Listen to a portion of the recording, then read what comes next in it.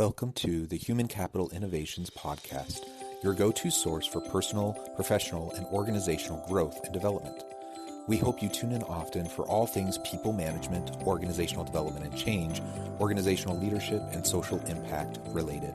Maximize your personal and organizational potential with Human Capital Innovations Podcast.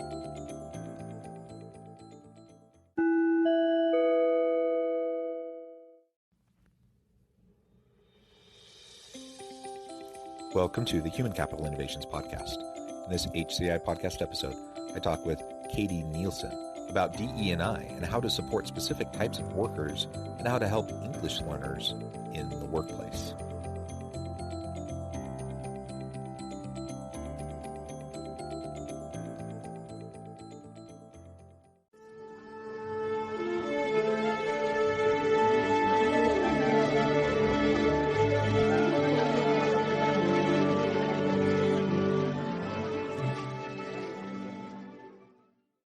Katie Nielson, welcome to the Human Capital Innovations Podcast. Thank you. It is a pleasure to be with you. I'm so excited to have a conversation on one of my favorite topics. I love talking about diversity, equity, and inclusion and how we can create safe places in the workplace and better support our employees. So we're going to be focusing on that topic today, but also zooming in on how to support different segments and types of workers, and particularly English learners in the workplace, which is an area of expertise that you bring to the table. As we get started, I wanted to share Katie's bio with everybody. Katie Nielson earned her PhD in SLA in 2013. Her research focused on technology-mediated language training as well as instructed SLA and cognition. She has dedicated her career to making language learning more accessible and effective using innovative technologies and research-based best practices. She has led teams to design award-winning language courses for the U.S. government, universities, and language training centers. She spent years evaluating and analyzing commercially available language learning products, and she has conducted extensive empirical research on how to design online language programs that are efficient, effective, and entertaining. She is the founder and chief education officer at Voxy Engine, a public benefit company, and her current goal is to leverage this technology to deliver high-quality, needs-based English instruction to immigrants and refugees, rapidly giving them the tools they need to advocate for themselves and their families and improve their economic outcomes. What a tremendous background and an interesting scholar practitioner background that you have. I really appreciate that. Anything else that you would like to share with listeners by way of your background before we launch on into the conversation? No, they've probably heard enough with that long time. You can just start talking. Oh, well, I really do love sharing the great backgrounds of each guest on this podcast. And I really appreciate all the good work that you've done to prepare yourself to do the work that you're doing today. Okay, so let's frame this up a little bit. We can start a little bit more generally and talk about diversity, equity, and inclusion, as a general kind of framing and context. Why do you see that as something that's important that organizations need to be focusing on? And then we can zoom in and talk more specifically about, as you mentioned in your bio, immigrants and refugees, those trying to learn English, and how we can assist them and support and empower them to find success. So for the first part of your question, I think we often talk about diversity, equity, and inclusion, but we don't always put things into practice that help with them, help with equity in general. So we might have a chief diversity officer, but what is that person doing? And how are we helping our diverse populations actually thrive in the workplace? And that's the piece that I think our whole country is struggling with right now. If you look at the effects of COVID-19 and what it meant for job losses, how it's disproportionately affected women and people of color, and immigrants tend to be a population. It's 40% of immigrants in the United States right now are Black, and something like 85% are people of color. So there is a subpopulation of this diverse population that gets completely overlooked. When I sit on panels and I talk to people about what they're doing about diversity, we're starting to have programs and practices that will help different populations. But when I ask, well, what are you doing about speakers of other languages? I hear things like, well, that group can't really advocate for itself. And that's true. Like, we need to think about our populations of speakers of other languages in the workplace, because we will never have an inclusive and equitable distribution of jobs if we have whole groups that can't actually communicate. Yeah. Well, very well said.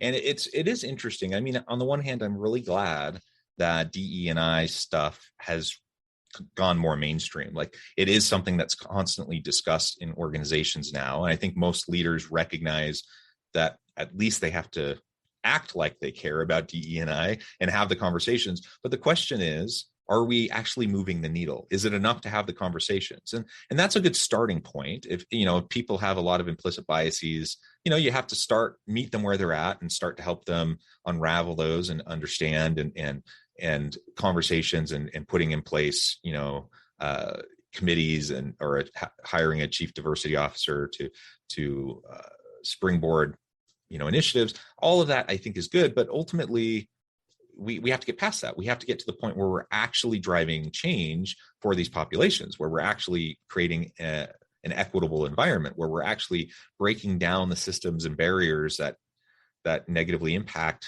some of these populations and these different subsets of workers. And so it's not enough to just give lip service to it, even sincere lip service, even if we really do believe it and we're talking about it with passion. We got to get past that to drive actual change. We do. And we actually also need to know how to measure the change. So just saying we need to do something, definitely not enough. And doing things is important, but there is no universal metric by which we measure how inclusive and collaborative and equitable our workplaces are. And we need to start putting those things forward, because we have to be able to hold ourselves accountable for making meaningful change. So what percentage of people get promoted who are from XYZ diverse backgrounds? Okay, that's a question. And our workplace is actually asking it? I don't think so. Yeah, I mean, most aren't actually implementing meaningful initiatives in the first place, let alone assessing them and trying to figure out the right metrics and how to track it over time. And another thing, actually, I think that's super important is to include the populations that you're attempting to offer equitability to or equality to in the conversation. So we can't just have a chief diversity officer on a mountaintop saying, we're going to do 5 things and this is what they are. We need to talk to the people who are affected by systemic racism and a historic inability to, provide equitable arrangements for mothers in the workplace, and ask them what they need. What would help you do your job better? What training do you need? What support do you need? And triangulate all of that data to try to create policies and procedures that will make sense. Yeah, absolutely. And that's a tricky balance too, because on the one hand, we absolutely need to involve people in the process of these conversations and the decision making and influencing the way these policies, practices, and procedures are developed and shaped and implemented. And that means we have to give voice to marginalized populations and make sure everyone has a seat at the table. But on the other hand, so often we end up, probably most of the time inadvertently, I would think, but we often end up tokenizing individuals and putting a lot of the burden on them, a lot of the workload of DE&I onto people of color, for example, and that's not fair either. So this can be it's really complicated. It's a difficult needle to thread, I think. And so, we can dive on into, talk about some of the things that we can do to try to help with that. So let's zoom in a little bit on the second part of my introductory question then. Okay, so now, and you've already laid a little bit of the groundwork and the context for this, but now we're talking more specifically about immigrants, refugees, other people that are, English as a second language, who are struggling to learn and communicate within the common language within the workplace. What can we do as employers to empower them, to support them, so that they can be more engaged, so they can be more involved in the process of all these DE&I discussions? Well, the first step is acknowledging that they are in the workplace and they have needs.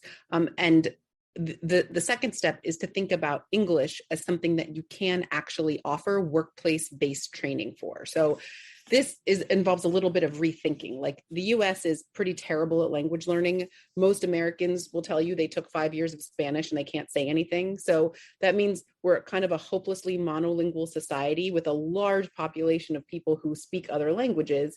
And monolingual Americans will look at them and think, well, I took 5 years of Spanish. I don't know how on earth I'm going to help these employees get English skills. And the truth is that it's not an insurmountable obstacle. We just generally go about it the wrong way. So when you think about upskilling people in the workplace and giving them training to do specific job tasks, English is one of those things. There's a whole approach to language learning called task-based language teaching, which starts with the tasks people need to accomplish in the target language and gives them the skills to accomplish those tasks. And I've seen this work in the wild, in the lab, in multiple contexts all over the world for the last 20 years. And I'm starting to see it here in the US, and it's really exciting, where employers are realizing, hey, I have a lot of workers and I'm not meeting their needs. If we help them get English skills, not only will it help them communicate better in the workplace and be more collaborative participants in workplace culture, but it also will enable them for promotion and advancement. Because while we're facing this diversity, equity, and inclusion crisis, we're also facing what's being called a talent shortage crisis. And we are overlooking a huge talent pool by not thinking about immigrants, refugees, speakers of other languages, many of whom are highly trained foreign professionals, and getting them the language skills they need to move into career pathways within a workplace. So this isn't even like a thing employers should do because it's the right thing to do. If they do this, it will help them with safety regulations being followed. It will help them with employees feeling happy and being able to communicate, and it will help them with talent to promote into other jobs. Yeah, I mean, it's a bit of a cliche, but you know, the engineer, who, you know, the person who is an engineer in another country, they come to the US and now they're a janitor, or they were a surgeon and now they come over here and they you know, work at a retail store or something. Like, yeah, it's not a cliche. Like that story happens over and over. It does. So it gets portrayed in media as just kind of this funny thing, but it's a heartbreaking thing. Like, people who leave their professions, they leave their homes, they come here, they are incredibly talented and incredibly capable, and there's just a language barrier, and that is something that can be overcome, to your point. And I really like the focus on task-based learning, and it reminds me. So years ago, I ended up, you know, spending about 3 years in South Korea, and the language training that I encountered at the time to learn Korean was very task-based, and so the whole idea was try to make them as functional as possible in as short a period of time as possible, recognizing that their functionality is going to be super narrow. So I, you know, you talk to me about like 90% of things, I have no idea what they're talking about. But if you talk about these things, I can communicate effectively, right? So that's what I did. And it allowed me to really just dive on in and get immersed in a Korean culture, in a Korean language, in a Korean workplace. And over time expand from there, right? So you start with the tasks, you learn how to do what you're doing day to day, and then over time it expands, and your vocabulary expands, and you have that base, and now you can grow from there. And it makes perfect sense to me. That's how I experienced it. It's true. But you were somebody who left the country and went to experience it somewhere else. That is definitely not what we're doing in high school classrooms when we teach people how to conjugate root verbs. And learning a language is learning a skill, and we learn skills by doing them. So if I spent 5 years teaching you about how to ride a bike, and you filled out diagrams of riding a bike, and you labeled the pedals, and some days, if you were very good, I'd let you ride an exercise bike, you still would go outside and not be able to ride a bike. And it's the same thing with speaking a language. You have to just start doing it. And it's hard at first and awkward, and you mess it up.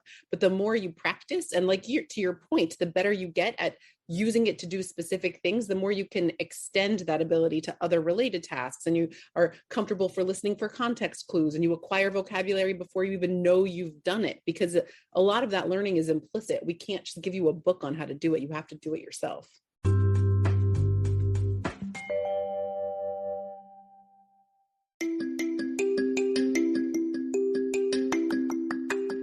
I'm excited to announce the publication of my new book from HCI Press, Bluer Than Indigo Leadership, The Journey of Becoming a Truly Remarkable Leader. Early in my adult life, I learned about an Asian proverb that translates as bluer than indigo.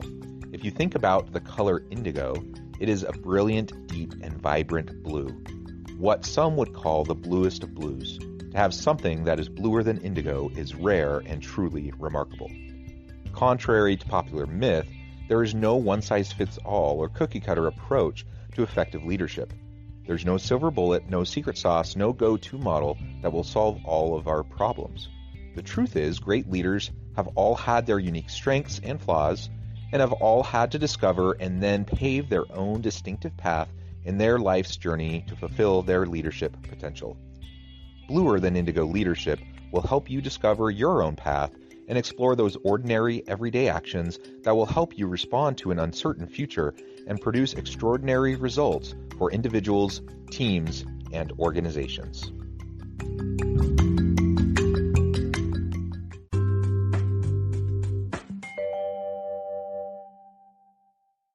Yeah, there's no shortcut to it, and it's about immersion, it's about practice and application, right?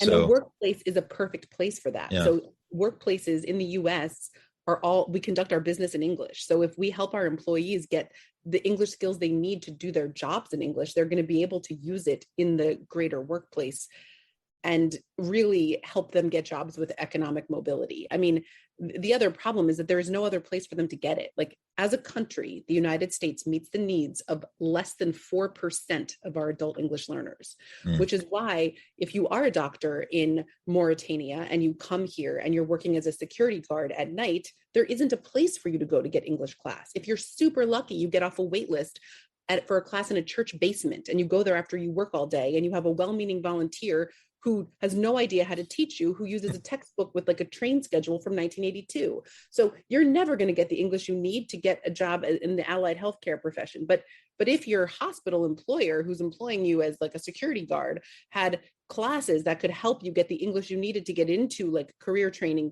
programs that they offer, we could really help solve this problem. Employers could do it. If you think about the ROI of investing in training in any capacity, they're going to get a benefit from helping upskill their workforce with English. It's going to pay for itself. Yeah, no question. And as you've highlighted, I mean, there's the human case to do this. It's the right thing to do. The business case is also pretty darn clear, though, that there's going to be tremendous ROI.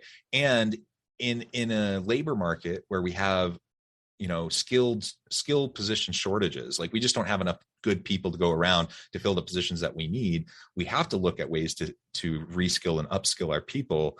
And I agree. Like I'm trying to remember the last time I ever heard language even mentioned as a topic. And I'm not sure I ever have, other than like when I went through it, years ago outside the country. And so it really is an interesting thing. So I guess the question then it becomes, okay, how do we do this? So anyone listening, we're acknowledging this, for the first time, we have this recollection, we have this realization that, we have this untapped skilled labor market that we're not fully utilizing. I want to help them develop their language abilities and help tap into that and to their skills and competencies.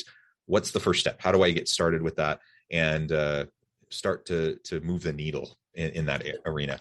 So the first step is acknowledging that this is an area of training for your organization. And then there are multiple ways you can go about this. Like as I said, I founded a public benefit company that has a technology platform that can do this in a scalable, personalized way. But I also help organizations think about how to do it using a local community college with a teacher who can come to a site and help figure out what the learners need to learn, or a combination of using technology and using local teachers. We can do it with you could do it with take these volunteers who we have. We could find ways of connecting volunteers with workforce materials with an organization. So like, I'm not here to pitch my product and platform, but I did build it and design it after spending 25 years seeing this problem in the United States and knowing that the way to solve this at scale is with something that's accessible via mobile applications, that's adaptive, that's personalized, that's tied to learners' workplace tasks. Whether a workplace takes the time to figure all of that on their own or they work with an outside expert to do it, that's the first step, is acknowledging that this is a problem to be solved and evaluating the different options for bringing this training into the workplace. But it's definitely possible to do. And we're seeing more and more employers think about this as a benefit that they want to offer to their staff. Yeah, yeah, excellent. And what are some of the tools? I mean, you've mentioned your involvement in this space and developing technologies and applications and approaches to do this more effectively. Um, and I think of like things like Duolingo, that me and my kids just do for fun. Like sometimes we're just sitting at home on a evening and we decide, hey, let's play around and learn some Italian, or whatever. But I actually don't have any idea how effective it is. We just do it for fun. Right. And that's the thing is that's not a really task-based approach to No, language learning. It's no. teaching you vocabulary words, which is fun. And it's like nice for your kids to know that there are words in Italian that they can learn through the app.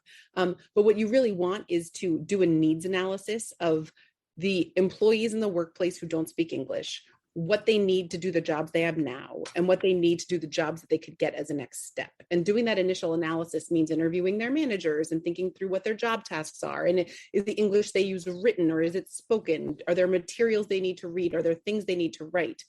Then taking that content and turning that into the English program, because then you can very quickly move learners from the level that they have for the job they have now for the level they need for the next job up. And I've seen successful pre-apprenticeship language programs where they've taken immigrants and helped them get the leadership skills and English skills they need to move from being like factory floor workers to like the sanitation lead in a factory. And so it's not taking language out of the job tasks, but it's thinking about it holistically. Like the job training has to include a component of language. And it gets back to the initial questions about diversity, equity, and inclusion. Like a big barrier for this big population that often take frontline jobs is English skills. So we have to include removing English as a barrier when we think about upskilling them. So, I mean, what I'm hearing makes complete sense to me, but it also seems a little daunting. And that is that you're going to have to customize your approach, within your own organization based on the needs, the types of jobs, the types of tasks, the level, the needs analysis and the level that, current workers are at and where you think they might be able to go. And so I can imagine listeners are thinking, this all sounds wonderful. I would love to get involved, but, we don't have the capacity to develop our own English language program that's unique to our situation, our people. How would you respond to that? And are there any tools that can help us with that to make the load a little bit lighter? So you're right. And 25 years ago, when I built my first task-based course and I was doing the needs analysis, I realized that this is something that you need to do at scale requires technology, which is why I invented a platform that can do that. So my organization works directly with employer partners, taking their content and very quickly turning it into lessons for their workforce that's delivered through a web and mobile application so that it can all be managed by like an hour a week of a training manager at a work site. And that's the solution. That's like, I have 10 patents on the software that I designed that can let us do this at scale. So you can either invest in building something yourself, or like I work with like individual, like Taziki's Cafe is an example of an employer that invests in helping their frontline workers get the English skills they need. And we have a bunch of examples of workers who've been promoted from back of the office kitchen staff to working as a general manager to taking orders over the phone. And they can use my platform in a much more reasonable way with content that makes sense for their workforce. And we can do that across sectors, across industries. Yeah, well, good. I mean, I think that's super helpful. That alone can help take some of the load off. And I think it's always just important to think about what is out there. Like we usually don't have to reinvent the wheel. In this case, there are support systems and mechanisms out there to help us to do this and to do it well. Exactly. And it's, I can't help but think, that some people might think, okay, we're going to do this, but essentially they decide to kind of go halfway, and halfway to me looks like a complete waste of time and money because you end up with a bad program that doesn't actually fit the needs, that then people don't really buy into because they don't see the relevance. And you don't have the ROI and the impact that you think you might have. And so it really is something that I think, we take the time to think about how to do this the right way, put the amount of investment into it that will help it to be successful, and then give it time to play out so that we can see the benefits. And put tools in place to measure outcomes and ROI. I do it with every one of my implementations. I not only look to make sure that learners are engaging with the platform and the material and that they're learning English, but also what happened? Like, what did their boss say? What did they say? Did they get a promotion? Did they get a pay raise? Were they able to get a better job? Because in the end, I'm advocating for helping people get English skills because I want them to be able to get a job with economic mobility, not because I want them to learn English. Like, this is to try to help people make their lives better and help employers have a better workplace, a workplace that's more diverse and also more functional. Yeah. Excellent. Well said. Well, Katie, it has been a real pleasure talking with you. The time has flown by. I note the time and want to let you get on with your busy day. But before we close today, I just wanted to give you a chance to share with listeners how they can get connected with you, find out more about your platform, more about your team, what you can do for them, and then give us the final word on the topic for today. Sure. So you can find me you can email me, katie@voxyengine.com. You can go to voxyengine.com and find information about my platform and what I do. You can find me on Twitter, KB Nielson. You can find me on LinkedIn. I'm happy to talk to anyone, anytime. And my final word here is, if you're an employer and you're thinking about your staff and you see that you have workers where English is a barrier, please don't think that English is an insurmountable obstacle, because we know, based on decades of research, that we can quickly help people get the language skills they need for promotion and advancement.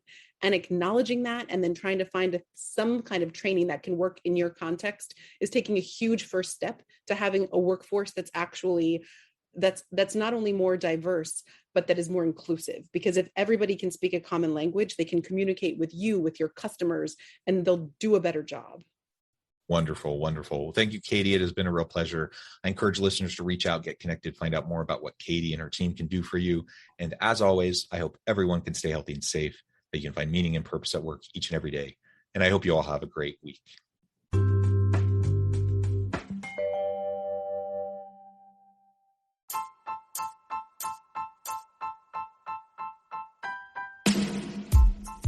The alchemy of truly remarkable leadership. Ordinary, everyday actions that produce extraordinary results. Consider how the nature of work has shifted over the past 50 years. With increased globalization, rapid technological advancement, and the shift in economic composition, the average job of today looks very different than the average job of 50 years ago. What will the jobs and organizations of tomorrow look like? Moreover, what does this all mean for organizational leaders? What are the core competencies and capabilities of organizations and their leadership that are prepared for continued disruption and geopolitical and socioeconomic shifts? Regardless of what the future holds, increasingly, leaders need to be socially minded, data-driven, decisive, champions of talent, and disruptors of the traditional notions of leadership, teams, organizations, and work. The alchemy of truly remarkable leadership will help you to explore your own leadership competencies and capabilities and consider ways to apply and implement them into your workplace and personal life.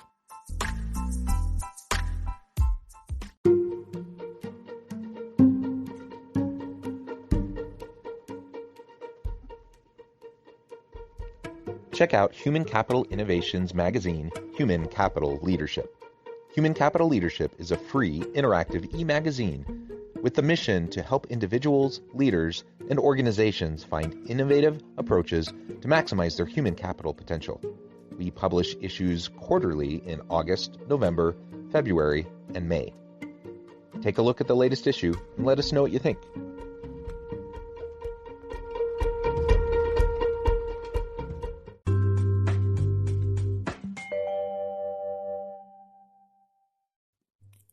Thanks again for joining us for this episode of the Human Capital Innovations Podcast. I hope you stay healthy and safe and that you have a great week.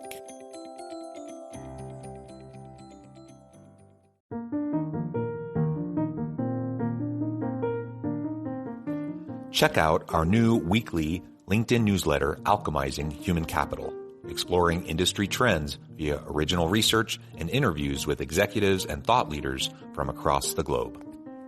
We look forward to having you join us.